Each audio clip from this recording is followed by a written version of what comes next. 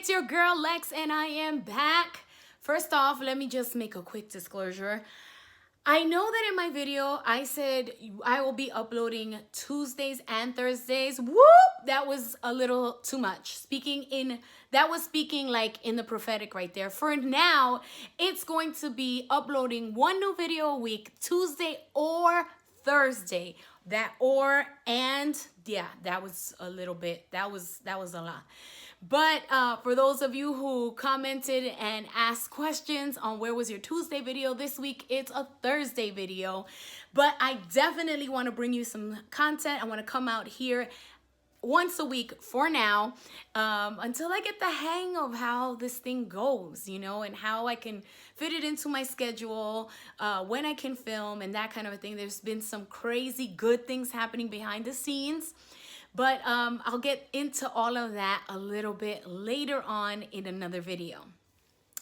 Thank you to everyone that watched the Hey Girl Hey and your comments, and just it's been overwhelming. I know that I just want you to know that it just really excites me to see how many of you are just coming on. To the new subscribers, welcome to La Familia.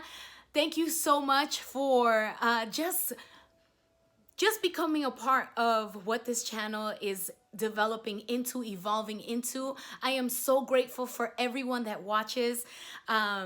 It means a lot to me, and thank you so much. So stay tuned for another episode of Hey Girl Hey coming up real soon. But today, as I created this channel, it was simply to talk into girls and women in ministry, or who have been called by God to do something where I didn't get that mentorship. I wanted to come on here and kind of be that voice that cheers you on, that guides you through. And so today is the first episode of that, and I am not quite sure of the name, but today I'm just gonna label it Preacher Girl. So this is the first video for all of you who have been called by God, who know that either you're going to be preaching His word, or you're going to be teaching, or you're going to be singing, you're going to be worshiping, and you know you're going to be in front of a multitude or a crowd. I am so grateful that I received my calling, and I've been serving on the pulpit through worship and through the word, through teaching, anything that my pastor needed me to do, for over 20 something years.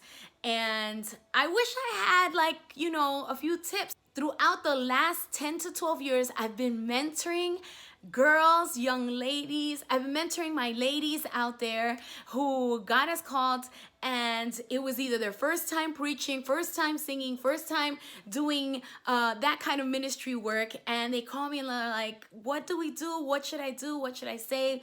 And all this, you know, stuff. So I'm making this video for you. If you know that this year God is calling you and you're about to head up a ministry, you're going to head up a woman's ministry, you're going to do a conference, you've been invited to speak, any of those realms, areas, I know it could be so nerve-wracking, like, oh my gosh, what am I gonna do? What am I gonna say? I'm gonna cancel. Listen, I've been there. So today I want to give you 5 tips that every preacher girl should know. So today I'm gonna give you 5 tips that every preacher girl should know. Number 1, and you're gonna thank me later, I just want you to know that. Do not wear your Louis Vuittons to preach on your first time. Let me just let you know, this situation right here, no. Let me tell you something. You need to know your limits. There is one thing to come in looking cute, but let me tell you, there have been a time or two that I almost did some death-defying things because the heels were just... Now, I'm a heel girl because I'm short and my foot is just used to heels. Like, I all my life, even, you know, working in a secular job, office jobs, I've always worn heels. But you got to know your limit. You need to come down from the 7 to maybe a 4, 4.5. You have to know your limits, because there are shoes in my closet that I call them the 2-hour shoes. And that's because that's what they are. 2-hour shoes. They don't, they have a time. It's like Cinderella. At the sound of the being, it's over.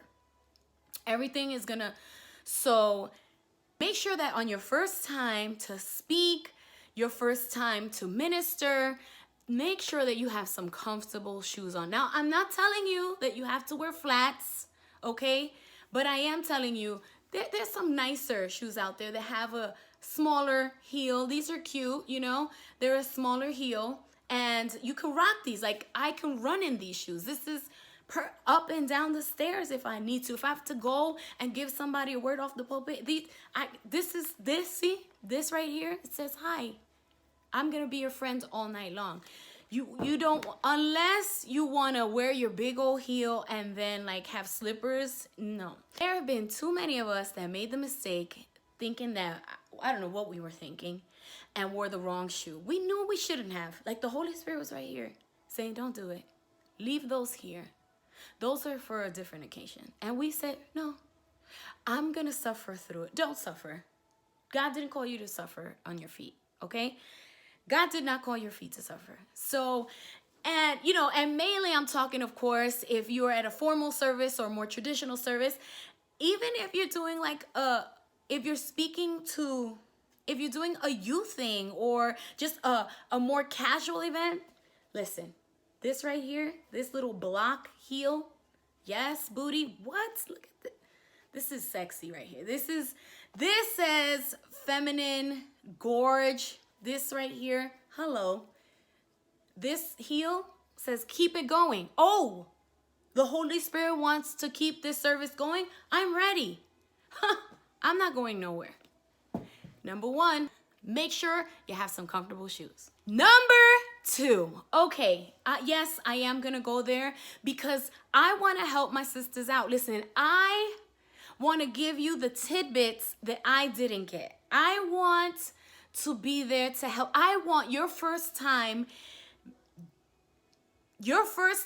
saying yes to what God's called you to do to be a great time. I want you to win. I don't want you to lose. I want you to comment below. I want you to write me and be like, hey, Lex, thank you so much for looking out for me. Number two is this. Make sure that you wear the right bra. I said it. Let me just say this. There's two things working against you. My dear sister, let me just tell you that there's two things that are working against you when you are in a church setting. And they are, number one, the lights, okay? See, this is a very sheer shirt, okay? I didn't know it was sheer, but it is a sheer shirt. So what I do, I layer up, I have my tank top underneath, and we're secure, we're safe. There's everything, I mean, it's still cute, right? The lights, you never know what kind of lights you are going to encounter, okay, as you are on the set, as you are on the platform, as you're on the altar, you have no idea. And number two, you never know what kind of temperature we're gonna have, if you know what I'm saying. So you need to make sure that you are all secure, covered up. You want to make sure you're 100% in tune with whatever God gave you for his people. You do not want anything showing that shouldn't be showing. So make sure that you wear the right bra. And what I mean by that, yes, we're going to give a few examples today. You see this right here, this little thin material, that's not going to cover nothing. That's not going to. So if it is all of a sudden 40 degrees in that church, you want to make sure. See this right here? No. You need this bra is not for, no. We're not going to do that. But here we have the next one. Oh, I dare you try to get through. I dare you try to get through. Nothing's going to get through this. No, we are locked and loaded. This is perfect. And any material, you're not going to see me. You're not going to see me. So make sure that you are covered up underneath, you are hoisted up, and you are ready to do your thing. Number 3, make sure you are wearing the right attire.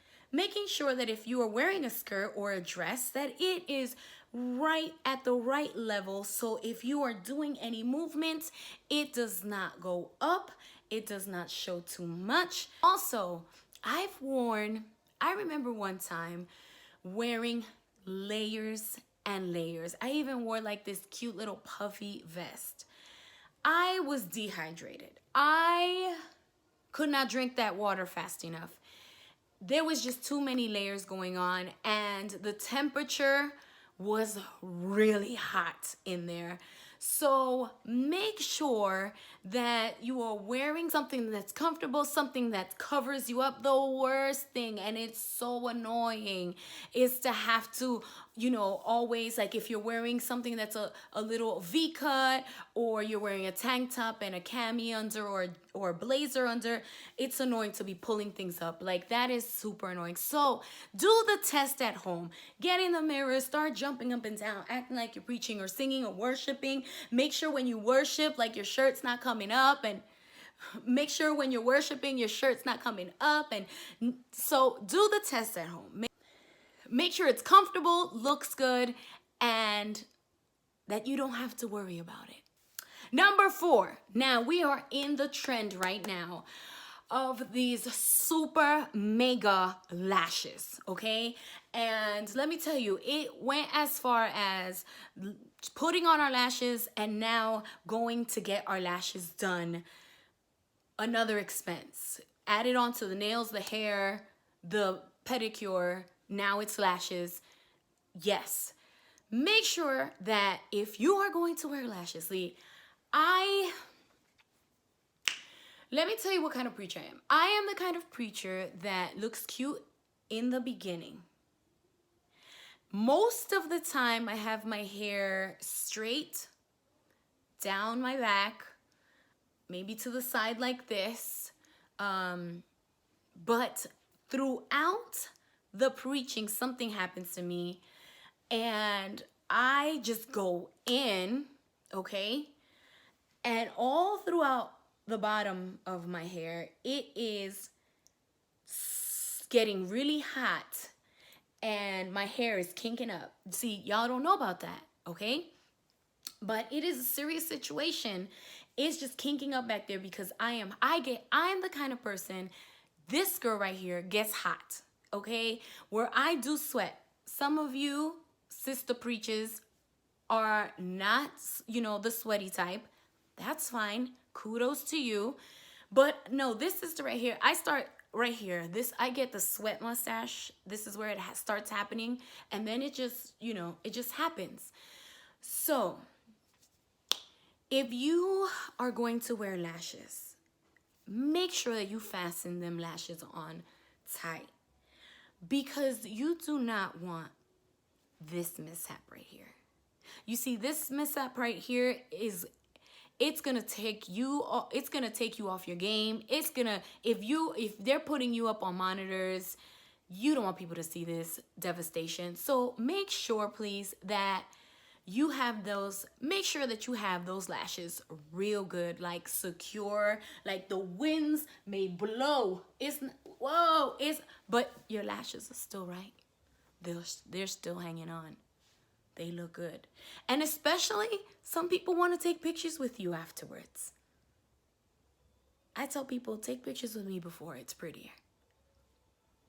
And now we come to number 5. And I know that I had a lot of fun, 1 through 4.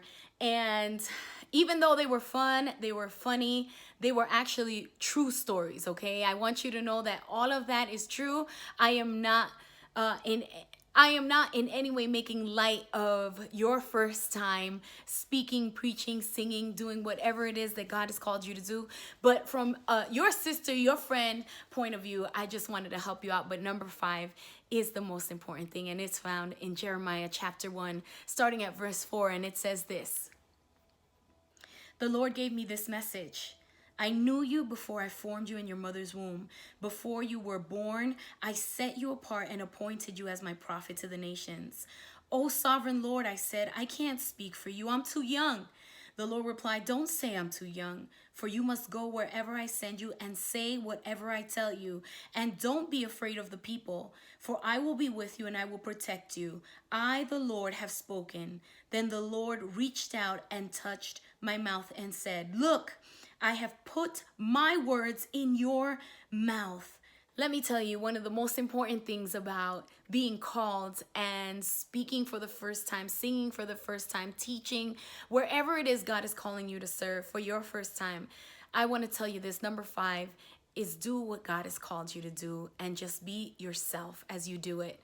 One of the greatest compliments that I've received when I speak, when I minister, in whichever way, is, man, I just felt connection to you. I related to you. And that means a lot to me. And I come to tell you, I know it's hard to it's very hard to do this for the first time, but as you continue to develop the gifts that are inside, you're going to see everything unfold. And how God called you to this is so beautiful. Do not allow yourself to taint what's inside of you because you are trying to compare yourself to another worshiper, another preacher. No, do what God has called you to do. See, because before you even knew the calling, he placed it inside of you. So understand that he knows what's inside of you because he put it there. So be yourself, and more important than anything, make sure that you are ready, that you have prayed, that you have studied, that you are prepared, that your spirit is prepared. And then when you get up there, just take a deep breath. On another video, I'll tell you some of the steps that I take right before I go up to minister. I will let all my secrets out of the bag. I hope you enjoyed today's video. I am really excited about this segment or this series. I'm still trying to find the wording. But thank you so much for tuning in. You know I love you guys. And I can't wait to see you next week. So don't forget, thumbs up, subscribe, comment down below. I hope this helps someone. Let me know. And I'll see you again next week. Don't forget, enjoy the journey. And this is my time. Hi everyone, before this video is over, I'm coming on here again because last night I received a text message from a very good friend who has a family member who's a young boy that is fighting for his life. And her and her whole family are asking for prayers for this young man. And I am asking you, would you come alongside of me and believe God for a miracle? If you want to check out his story on the gram, you can see it under #contendforcj.